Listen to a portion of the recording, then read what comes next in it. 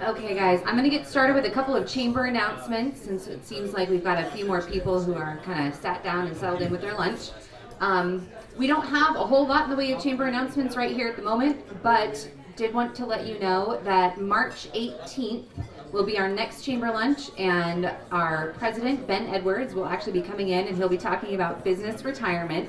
If I don't get the same kind of response from that lunch as I do from this one, we're just going to invite Royal Caribbean back because I love these lunch numbers.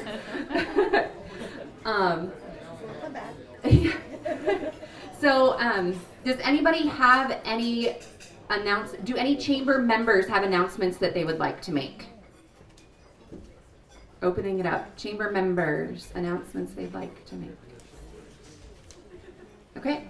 I'm going to make one for Cape Fox because I was privileged enough to go to their new Bar Harbor restaurant last night for their soft opening, and it was fabulous. So once you guys are done here, when is the opening today? Grand opening is today. So once you guys are done here, go get second lunch down at Bar Harbor because it's amazing. So with that, I'm going to go ahead. I'm going to turn the microphone over. Preston, I'm going to let you talk first. And I told you I was going to forget your title if I didn't have it in front of me. So I'm going to let you kind of lead off here and introduce the rest of the folks you're here with. Thank you, Carrie. And thank you, everyone, for being here today. Thank you to the Chamber for having us and taking the time to come in and to talk and to have a discussion. As Carrie said, my name is Preston Carnahan from Royal Caribbean Cruise Line, based in Seattle. And running Alaska for us. We have a lot of activity here, as you know, while we're here today. One thing I notice, being here is something we say in most of the Southeast Alaskan ports, which is no one has a bad view whenever we come here. It seems like everyone's office and workspace is a great view, and it's always appreciated. But I have some other team members with me here that I'd like to introduce before we get started. So you know who we are and who's here from our team. We had a larger team that started, and some of them did not make it out of Miami due to some of the recent events. So we're very happy to have with us some other people. So I'll let them introduce, and then we'll start after that. Good afternoon, everyone. I'm Helen OConnell. I am the Associate Vice President of Corporate Responsibility. So under my realm, we do our community relations efforts with great communities like yourself. We work on our CSR activities and our employee volunteer programming. So I'm really excited to be here. I've worked with the cruise line for almost 17 years, and when I started out, I worked on a lot of the front end of organizing sponsorships for the Blueberry Festival and educational programs throughout Southeast Alaska. So I'm really excited to be here and put a face to the names and to see the communities that I have been working with remotely. So thank you for having me. Hello everybody, my name is Traci Kwon. I'm the Associate Vice President of External Affairs for Royal Caribbean. I handle destination communications and stakeholder engagement in all our fabulous destinations that we go to around the world. And I thank you very much for your hospitality. Hello, good afternoon. I'm Ari Steinberg. I'm with SSA Marine. I'm Vice President of Project Engineering and Implementation. We have partnered with Royal Caribbean here in Ketchikan for the project that will be discussed a little bit today. And I'm happy to be here to see you. My responsibility with SSA Marine is specifically in project development. We're a stevedoring company. We do operations of all cargoes and all types around the world. My expertise is in project development from planning, design, construction, delivery, and then maintenance and operations as facilities that we're involved in throughout the world that we make sure we maintain high standards and run efficiently and effectively for our partners, our customers, and our clients. Thank you, everyone. And thank you also for being here. As you mentioned, we have from here our community relations team, extremely important to everything we do. It's built into our company in how we interact with the destinations that we have the opportunity to bring our guests to. And as we said here, we're here today to have a dialogue, I would say, with you and for you to understand our approach and thoughts on who we are as Royal Caribbean, why we're here in Ketchikan, looking to work with you, and really to hear how we view the approach that we're taking. We're not here today to tell you the decisions that we've made, if they've been made, or to tell you what decisions to make. This is still a conversation that is happening every day, as many of you know, with the city, with your community that you're all business leaders in. So with that, Sarah, can we go a little louder? Yeah, really close to the mouth. And in the back, okay now? Okay, thumbs up. So, Royal Caribbean, we view this opportunity here with the RFP as a four-party partnership with the city, with the citizens, and as Ari mentioned, with SSA Marine and Royal Caribbean. This is a unique opportunity, I would say, in terms of the moment in time that we're in within the history of cruising in Alaska is unique. I first came to Ketchikan in the early 2000s, 2003, when we would run tender boats into the docks here, and can tell you that it's changed tremendously. At that time, we had a 2,000 passenger ship, and we thought we were big, and we were at the time. And as you know, today we're discussing the larger ships, the Bliss, the Joy, the Ovation, and what the needs are in order to get those ships not only to the pier, but also to have a great experience for our guests and for you who live here while those guests are in town. So, Royal Caribbean. Our business is delivering amazing vacation experiences to our guests. And I would say that is important because that's the lens that we view this opportunity through. Certainly there's other participants who view it as a port operator, as other instruments for which the port is. And our interest is this being part of delivering amazing vacation experiences to our guests. The great news is Ketchikan is already an amazing destination. It's one of the highest rated that our guests have around the world out of hundreds of ports. This comes back through surveys and feedback.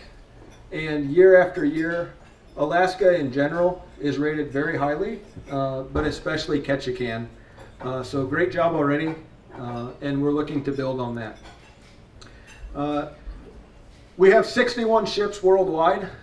We represent Royal Caribbean International, Celebrity Cruises, Azamara, who you know comes here and has dinners in the Lumberjack Show. Sometimes our As Amazing Evenings. And we also are owners of Silversea, a smaller cruise line. So as a company, we have some of the largest ships in the world, down to the smallest ships. And besides delivering amazing experiences to our guests, we're a growing company. We're growing in all regions in the world, all markets, all ship sizes. And that's very important as we talk about Alaska, which is also a growing market, because we believe that those two growth plans can work together in harmony as we look at growing the piers, the volumes, the tour products that are required in order to have great experiences in a destination. So currently Royal Caribbean is around 6 million passengers annually. That's worldwide. And you'll see in the next decade, we will almost double the number of passengers. So again, a business doubling in size in the next decade. It's historic in what we're doing. And it takes great entrepreneurs like yourselves and destinations in order to make that happen. Again, 17 ships on order. This is one of the biggest growth plans in the cruise industry, where we're already a large company and continuing to grow. We're very optimistic about the future of cruising, both in the short term and the long term. Next. So we're Royal Caribbean, as I said. We want to deliver amazing vacations to our guests. So why are we here and participating in the City of Ketchikan's RFP process? Well, there's a number of reasons. that we believe that it's a good partnership. Again, as I mentioned, our guests love Alaska just as it is. So we're not here to change it. You know what's best in your community, and our guests love that, and we thank you for it. The city of Ketchikan, for us, has put out an RFP process, and we are participating in a number of these processes around the world, around the region, including Seattle. And from our side as a cruise line, this is a process that the city has said in order to engage them and to speak with them to follow this process. And we see ourselves as participating in that process. So that's really how we're starting into why are we here, because there's an RFP process for the city of Ketchikan. Alaska is unique. In many, many ways it's unique. It's a 5-month cruise season. It is a highly rated, therefore popular cruise season. But as you know, whether you're a small business owner or we look at the docks, those docks are only full for 5 months a year. So during these 5 months, it's extremely important that we all maximize the assets that we have. Because whether you have a bus or a boat or a hotel or a dock, we only have a limited window in order to maximize those assets. And that's why in Alaska we work together with other cruise lines very, very well. I would say some of the best in the entire world. Part of that is how we schedule ships, how the ships come in and dock. It has to do with Seattle, but it's very unique, and it's forced us as cruise lines for decades, not even recently, to work together. And that's all cruise lines. And I would say we do that very well in all of our locations. We're not there to stop anyone else from coming. And as I said, the better the destination acts or responds, so tour providers, local chambers, city councils, when you're all happy with what's happening, we want that to happen Sunday through Saturday, if that's when the guests are coming. There should be no off days during the cruise season as far as having guests come. So it's very unique, and it's a great market here. As I mentioned, Royal Caribbean has ambitious growth plans globally and also in the market. We're involved in a project in Seattle, which, as many of you know, is the main home port for the Alaska market, Vancouver and Seattle. Seattle has an opportunity to grow now, and when Seattle grows, the rest of Alaska will grow, and they're really dependent upon one another. So if you want to gauge our seriousness as Royal Caribbean in growth, it really starts in the home port, and then it flows throughout Southeast Alaska. And we're very involved in the process in Seattle. And I might mention we're also involved with 2 other cruise lines.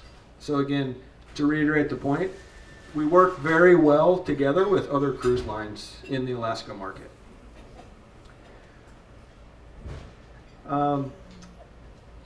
The shared history. So as we all know, there are 3 city docks here. There's one additional dock, Dock 4.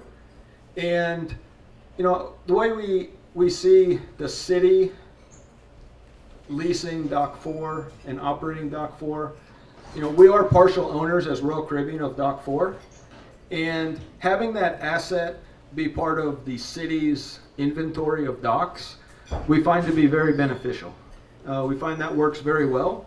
That's not an issue for us, being an equity owner, of having that dock as part of the city's inventory. Although we are partial owners, it works very well, and I think it's very mutually beneficial for the city and the community that dock is included in all of the inventory, and that we work hard to spread out the volume throughout all the docks during the season. If I can turn it over to Helen, another one of our experts, this time on destination stewardship, to touch a little bit on the destination aspect. Sure. Thank you, Preston. Good afternoon, everyone. I just would like to talk a little bit and tell you about who and what destination stewardship means to us at Royal Caribbean. and how that encompasses our community relation, our stakeholder engagement. It's really important for us to hear what the community wants. There's no, copy and paste for whatever destination we go. Traci and I work very closely with our government relations team, along with our people on the ground like Preston, to really make sure that we're understanding each community's needs. Everyone is unique. And as Preston mentioned, when you guys are happy, our guests see that. They're proud to come and visit your home. And we realize you live here all year round and we're just a seasonal visitor.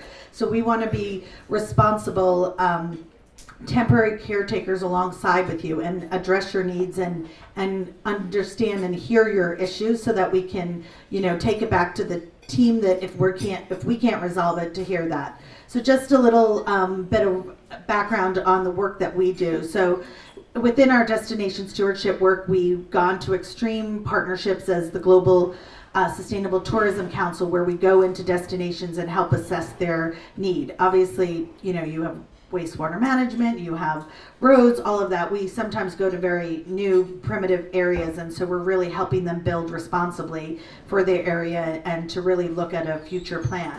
So we go from that area to all the way with stakeholder engagement and community forums like this for a very developed, beautiful destination that you have. And so this is something that, this is one of many tours that either myself and Traci or both of us in this case have come up where we want to come and meet and understand what needs, what's important for you when the ships aren't here during the year. Does your schools need help? Is there, homeless shelters? Is there women's shelters? Our priorities that we do for our corporate giving is oceans, because that's where we sail and that's our business. So we're concerned about the environment and oceans. Our second tier is education. And then our third tier is coastal communities, whatever that unique need is there. So that is something that I would like for all of you to think and really see what's important to your community, and then filter that through Preston or myself so we can look to see how we can help your community and address your needs.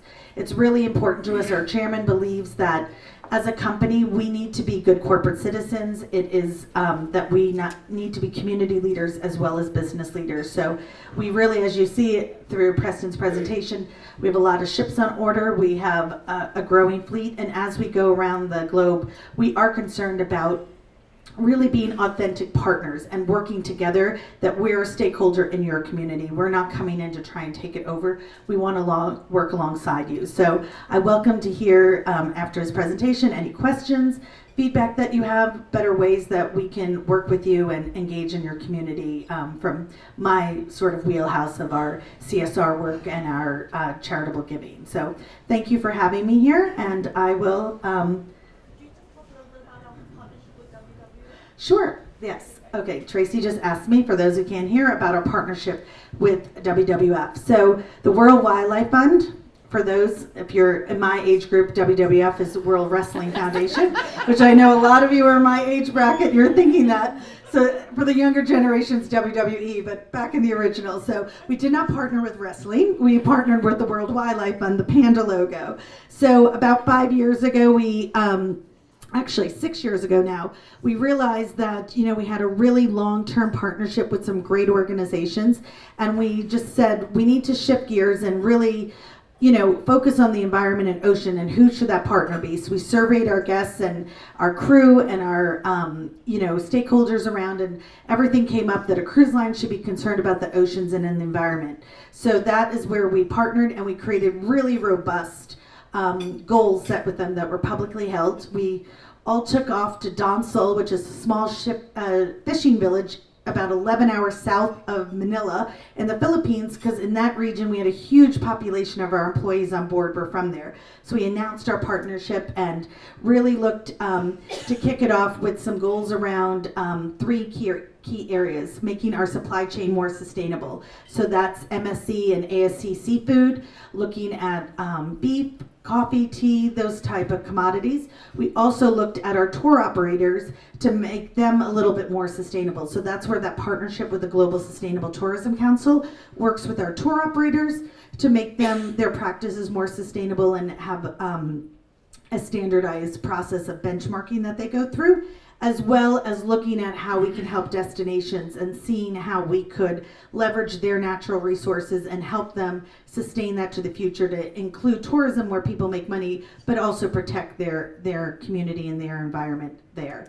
In addition, we also have a goal with our reducing our emissions and such. So we are on track for our 5-year goals end at December 31st of this year, and we are on track to make all our goals. We've reached everything but our seafood goal, which should be completed in about a month or two. We're right in the process of having auditors come on our ships to inspect our supply chain of our ASC and MSC certified seafood. So we're really excited, and my team is back in Miami working with the team in DC where WWF is based to create the next 5-year set of goals. And that is something that we are really looking at, a destination stewardship goal of taking it to the next level, how we can help the communities where we operate. So stay tuned for what that next phase of goals will be, and maybe we'll pick this area to launch our partnership, because as I said, for almost 17 years I've worked and heard about these communities, but I never got a chance to get up here, and I'm just blown away, and I thought, why it took me so long? It's just really magnificent. So thank you for having me. Thank you, Helen. Thank you. And I couldn't agree more. The World Wildlife Fund is a fantastic, amazing project, and it's one of the reasons why I'm excited to be going to Sitka later this week to see the eagles and the bears. Very passionate about the wildlife, and again, our guests come to Alaska to see the wildlife. It's one of the top reasons that they come, because Alaska is beautiful. Next, please. So we'll take a step back to the Alaska cruise industry overview overall. This is from 1995 until 2020, and shows the growth from 500,000 passengers to almost 3 times what that is. And Royal Caribbean's share of around 22% of that market following this year. And really, if we focus in on Ketchikan here, for 2020, we will see that Ketchikan is estimated to remain in the number 2 destination spot for Southeast Alaska at a little bit over 1.1 million guests.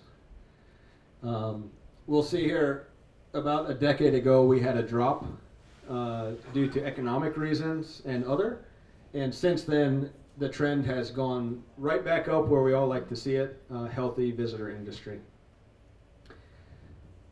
Next, please. So really one of the last areas that I'd like to focus on and discuss and transition into with you all is, we're Royal Caribbean again, where our business is amazing guest vacations, and that's how we view our involvement, is what needs to happen in order to have amazing guest vacations in Ketchikan. There's obviously a number of public debates and conversations taking place, very healthy ones, I would say, and one of the reasons that we're here is to participate in those, to hear from you all. And in being respectful to the process set forward, by the city, as I said, we're not going into the details of those, but I think it's good to share our approach and how we do view some of the topics. Certainly as residents here, your city has a current port department, and if the city decides that they would like to keep that port department in place, that's a conversation that we believe needs to happen with the community. Although that's been asked and requested, that's not something that our group is coming to say that needs to happen. So I would encourage you to continue having that conversation, and we'll join in whenever the city moves on to the next steps of the process. So from our side, that's where we are. We're waiting for those next steps eagerly. We'd like to have that conversation, and we're just not there yet. Our approach on revenues, and there's a number of different revenue streams that the piers and the ports and the sales tax provide.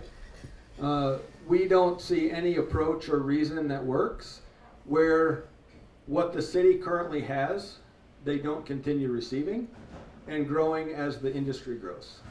So as Alaska grows, the cruise industry around 6%, that is in line with, as we see the market growing worldwide.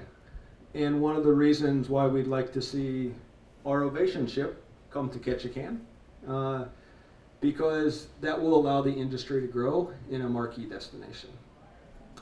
For any of you who don't know the Ovation ships, if you've seen any pictures, the Ovation of the Seas is the ship with the large arm on top and a glass viewing ball. If you haven't been there, I encourage you all to go on board. It's magnificent.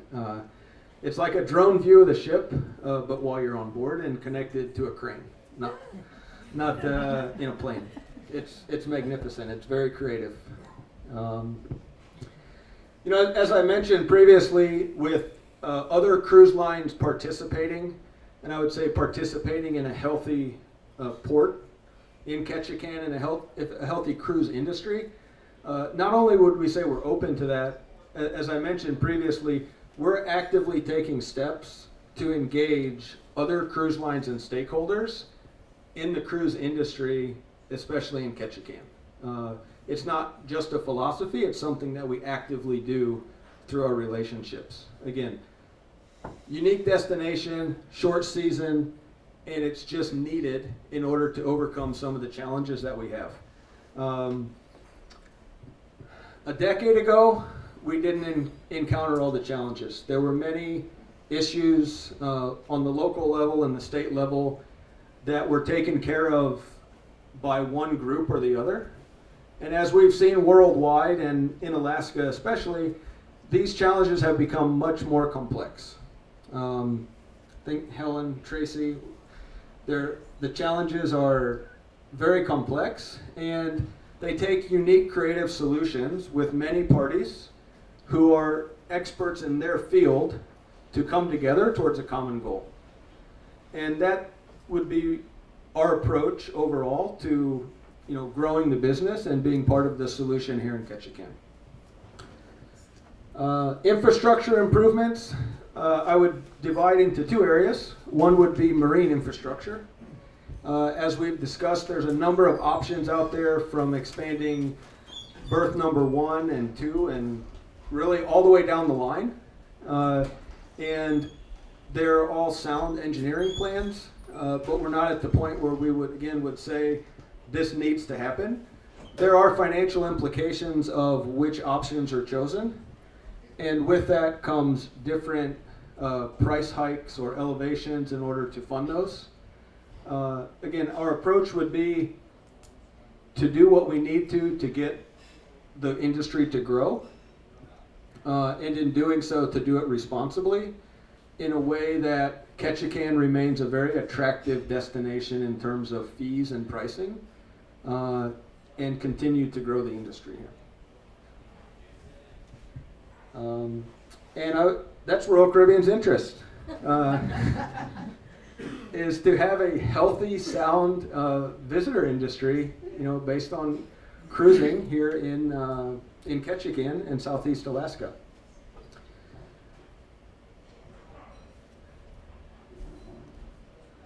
Yes. There you go. So, with that, that's not the end, but thank you for getting to this part.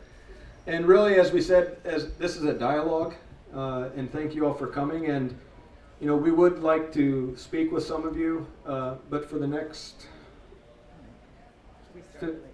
Ask questions. Yeah.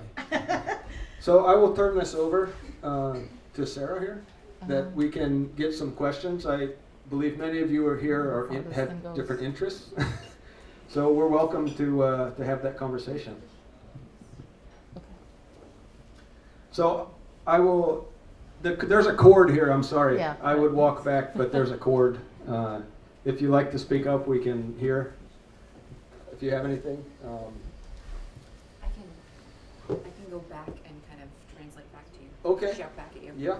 Where was our question? No. Any- Okay. Someone has to have a No. question. Nobody has any questions. Jackie. So what would you do that our city is not currently doing to enhance this destination? So the question was, what would we do that the city is not currently doing to enhance the destination? Is that right? Yeah. So as I said, the city of Ketchikan, or the city borough of Ketchikan, is a very highly rated destination already. You're second in Alaska in terms of visitors, and it's very healthy. So again, one of the reasons that we're looking to participate is we would really love to bring Ovation of the Seas, or one of those classes of ships here, and in order to do so, to have a large ship, you know, the ships that we build now are around $1 billion, and they're paid back over a number of years. And in order to do that, the key word I would say is certainty, that we need the certainty of where a ship will go year after year. And in order to have that certainty, there needs to be a partnership with the community, such as infrastructure upgrades. And with those infrastructure upgrades and with that investment comes the certainty that we can bring a ship here every year. And then that overflows into the community, whether it's a tour operator or a local business, to be able to forecast the number of guests who will come here and which cruise lines will come here. And that to me is one area where I would say the actual growth of infrastructure in the port and what supports the larger volumes of guests is an area that we believe that we can provide expertise in our guests. You know your city, and we know our guests, and I think that's a wonderful relationship. So why is Juno bigger than us? What does Juno do that we don't do? The question was, what does Juno do that doesn't happen in Ketchikan? Yeah. In terms of total passengers, they have larger docks for bigger ships. How many? They have 4 docks, and they can accommodate the largest ships in Alaska. In all of them? In each of the 4? In each of the 4. You know, I know we have people here who know that, so I'm not going to guess. I would say overall, they can accommodate the largest ships here, which is not currently possible in Ketchikan. What would it make us number 1? It would if that's what the community here wanted. So, you say they can accommodate bigger ships, but that doesn't explain why we only have 2 busy ship days a week, and the other 5 days are kind of down days or slow days. I mean, that in itself would boost our numbers by 30, 40, 50% if we could just get the docks going. So, that's the question. Okay, so the question was that you have only 2 full days a week, and then the other 5 days are not full. Is that the question? Yes. Okay. It's been that way historically for as long as I've been here. Okay. That is a challenge in order to fill up those other days, absolutely. But I would say it's 2 separate challenges. One is getting the larger ship with more people on a peak day versus the total volume throughout the week. And they're 2 separate challenges. One would be the overall itinerary and where Ketchikan fits into the itinerary. So as we go back to Seattle, and one of the reasons why Royal Caribbean's interested in a project in Seattle is different days are better in Seattle to get guests due to flights and people's work schedules. And that has an effect all the way through Southeast Alaska. So the days of the week that are in Southeast Alaska depend on when your ship is in Seattle or Vancouver. So I'd say there are 2 separate issues. One is the actual infrastructure upgrades, and the other one would be where Ketchikan falls into the overall itinerary. I can tell you that in order for any of the large cruise lines to grow, this needs to become a more frequently called destination. Again, the good news is there are opportunities.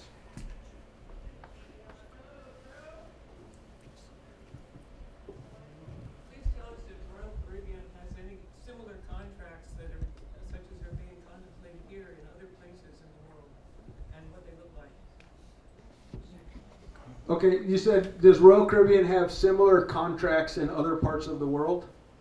Similar relationships, but not like the one that's done Okay, so does Royal Caribbean have similar contracts and relationships similar to what is contemplated in Ketchikan?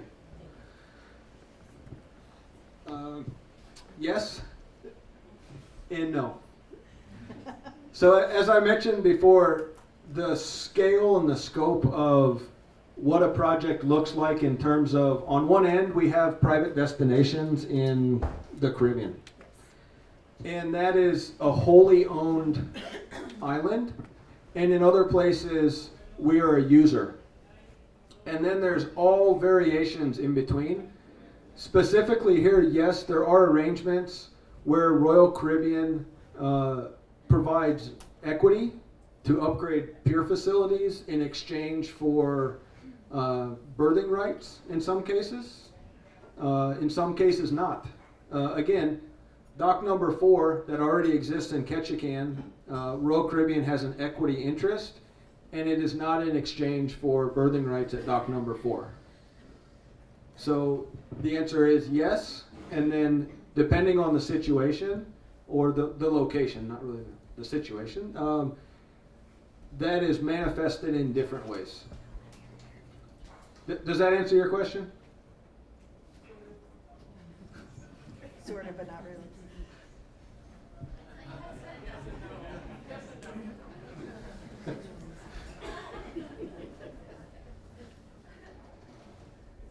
So, obviously there's some cruise lines that don't currently come to Ketchikan. Would you guys be willing to work with those outside companies to help kind of maneuver them into our market here and kind of put forth a kind of a little bit of a fight to get longer port calls and more ships into Ketchikan if you guys took?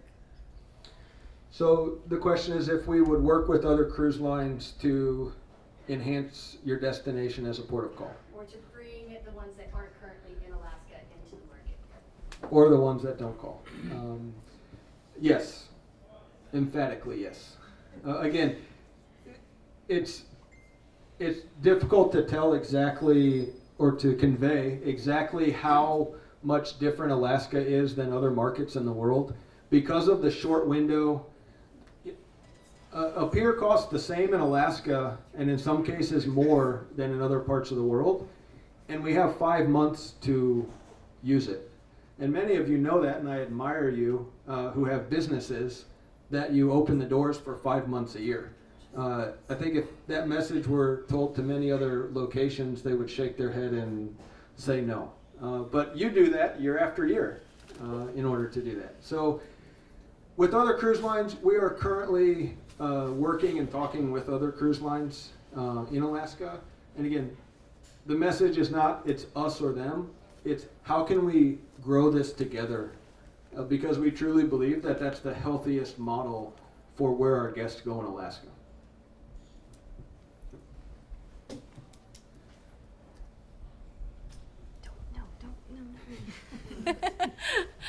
So I guess I have an infrastructure question. A lot of the times you're talking about the ports, the docks and such. One big issue I think that a lot of people have, not only residents, but also all of these tourists that are boarding buses and having to travel along our roads, is our state maintained Tongass road right here. And so my question is, do you guys have any relationships within the state government to help with, or either pressure with maintenance of those roads that are really impacted by tourism and are a benefit for tourists if they're well maintained so they can get to their destinations quickly and in a safe manner? Yes, it's a great question and obviously a concern that you have every day. You have the road that goes out there. This is an area where I would say is an example of how a partnership would work very well, in that being a private business, it's not our place to go to the state government and to ask them for funds. However, we are able to work with Ketchikan, who does have that relationship and the ability to do that. And as our plans are shared, about the growth that we're having, the number of guests that we wish to bring to the destination, that the state can use that information to appropriate their funds. So as us as an entity, no, we don't go to the state for that. However, when we have a strong relationship with a location like Ketchikan, that message is greatly enhanced because of the shared growth plans. Yes? What can we do to increase the southbound from 6 hour to 8 or 10 hour in Ketchikan? I recognize it's a port of call, Canada. That I understand. How can we overcome that? So the question was, how can we increase the times of the length of stay in port on the southbound legs?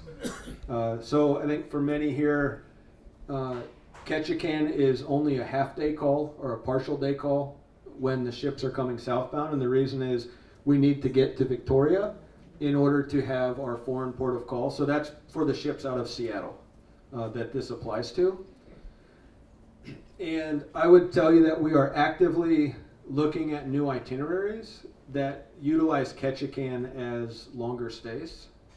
Again, with the pressure of the industry to grow and Ketchikan already being a marquee destination, these types of opportunities are already coming up.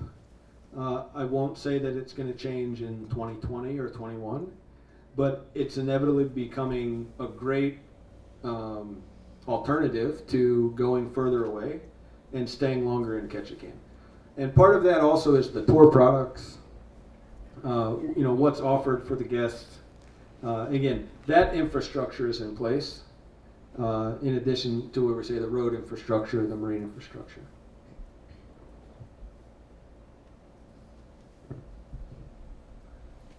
Yes?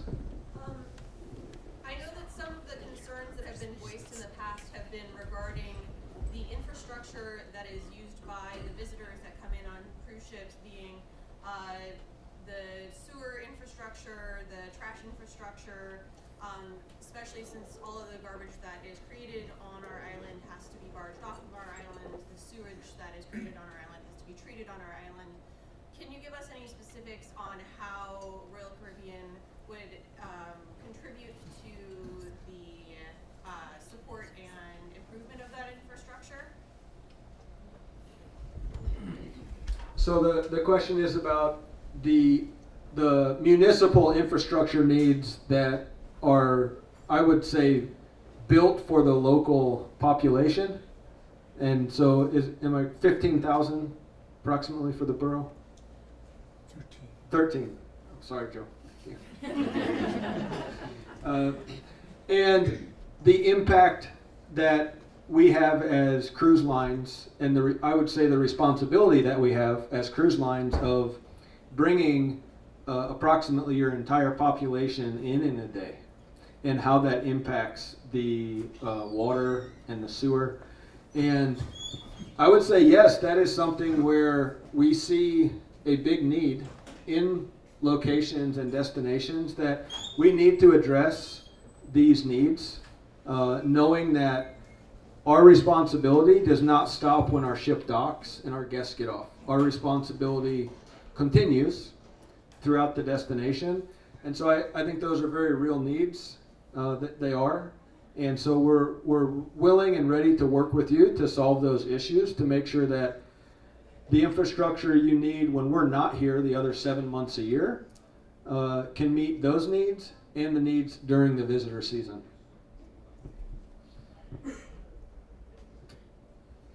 If the city chose not to go with an RFP at all, would you guys still be willing to come sit at the table to talk with the city and maybe moving forward in a different type of partnership to kind of better the infrastructure here and to make it more of a better experience for guests coming off of your ships and other ships?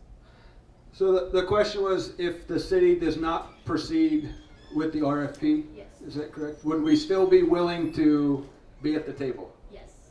Okay. To work with us to make these enhancements under other circumstances. Yeah. And The answer is really twofold. Yes, we will continue to work. I'd say that conversation is different in that the city has put out a formal process that, again, although is new and unusual to Ketchikan, it is a fairly open process in that the requirements are public and what we provide is with the city. And right now, we're pursuing that as the city has asked us to do, to provide a solution. If it goes in a different direction, we'll reevaluate where that is. But right now, we're happy to be here at the table with the cruise line, with the community, looking to solve the challenges that are here. And so I would say we're here, and we're ready and willing to talk and to take this approach as really the only cruise line right now who's involved in this process. Did that answer? Yeah. Okay.